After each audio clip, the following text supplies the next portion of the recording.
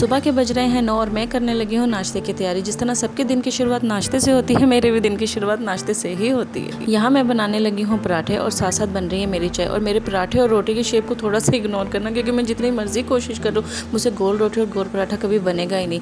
और ये मैंने अपने हस्बैंड के लिए लस्सी डाल दी है और ये आ गई है मेरी चाय। इंसान जितना मर्जी बाहर का नाश्ता कर ले, लेकिन जो मज़ा अपने खाने, अपने देसी अंडा और पराठा चाय में ना, वो किसी भी खाने का नहीं आता। बच्चों के उठने से पहले मैंने घर के तकरीबन सारे काम निपटा लिए थे, क्योंकि जब बच्चे उठ जाते हैं फिर वो घर के काम थोड़ी ना करने देते हैं, फिर तो सिर्फ उन्हीं के काम बाकी रह जाते हैं। तो मैंने साथ साथ बच्चों को तैयार किया और साथ साथ उनकी फरमाइश पे उनके लिए स्पैगेटी बनाई। इतना काम करने के बाद मैंने सोचा था थोड़ा सा रेस्ट करूंगी, लेकिन हमें रेस्ट कहाँ है। मुझे थोड़ा सा सामान चाहिए, तो हमने सोचा चलो पांडा चलते हैं। घर बैठे तो मौसम का बिल्कुल भी पता नहीं चलता, लेकिन जब बाहर निकलो, जब मुँह पे तपती हवा पड़ती है, फिर इंसान को पता चलता है कि बाहर कितनी गर्मी है। और बच्चों का दिमाग तो अलग ही चल रहा होता है, उनकी पहले से ही फरमाइशें शुरू हो जाती हैं कि हमने अंदर से ये चीज़ लेनी है, हमने अंदर से वो चीज़ लेनी है। और ये वो जगह होती है जहाँ बच्चे बहुत इंजॉय करते हैं, क्योंकि यहाँ पे इनको कोई रोकने वाला नहीं होता। बातों ही बातों में हम पहुँच चुके हैं पांडा। तो सेब थोड़े से फ्रेश आए हुए थे, तो मैंने थोड़े से एप्पल ले लिए और फिर थोड़ा और सामान लेना था, फिर मैंने वो भी ले लिया। लेकिन सामान से ज़्यादा ना मुझे घूमने में बहुत मज़ा आता है, तो मैंने कोई भी चीज़ लेनी हो, लेकिन मैं पांडा पूरी घूमती हूँ। यहाँ मैं थोड़े से लेने लगी हूँ ग्रेप फ्रूट। पांडा की मुझे सबसे अच्छी बात ये लगती है, इंसान अपनी मर्जी से ना चीज़ उठा सकता है। और फिर मेरी नज़र पड़ी यहाँ जूस पे। जो जूस बाहर 12-14 रियाल के मिलते हैं, यहाँ 20 रियाल में 2 मिले थे। फिर क्या था,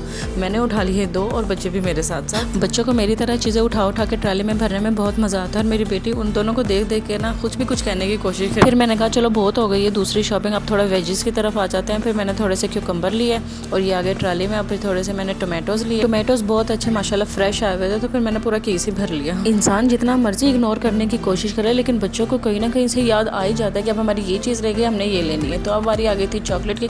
ऐसा हो सकता है कि ये पांडा है और चॉकलेट ना खाएं। आज हमारा मूड था थोड़ा सा कलेजी खाने को, तो फिर मैंने एक पैकेट कलेजी का ले लिया, साथ मैंने एक पैकेट दिल का ले लिया। अब इनकी नज़र फिर चिप्सों के ऊपर पड़ गई है। फिर इन लोगों को चाहिए भी अलग अलग डब्बे होते हैं, वो अपनी पसंद से उठाती है, वो अपनी पसंद से उठाती है। ये हमारी आ गई है चिकन। तो हमारे रोज़ की रूटीन है ना, कुछ और बनाए या ना बनाए, लेकिन चिकन तो लाजमी बनती है। तो फिर ये आ गई स्पैगेटी और ये आ गया मेरे बच्चों का पास्ता। यहाँ मेरे बच्चे को दिख गई है फिश, और हमेशा की तरह उसके कभी ना ख़त्म होने वाले सवाल शुरू हो गए। मम्मा ये क्या कर रही है, मम्मा वो क्या कर रही है। फिर इसको जितना मर्जी बता दो ना, इसके और सवाल शुरू हो जाते हैं। और उसको और पता नहीं मेरी बेटी को डोनट्स कहाँ से याद आ गए। रोज़ आना मेरे पीछे पड़ी थी, मम्मा डोनट बना दो, मम्मा डोनट बना दो। तो मैंने कहा चलो आज उसकी पसंद की चीज़ें ले ही लेती हूँ। अल्हम्दुलिल्लाह अब हमारी हो गई शॉपिंग थोड़ी सी कंप्लीट, क्योंकि जितनी देर हम पांडा में रहेंगे चीज़ें हम उठाते ही रहेंगे।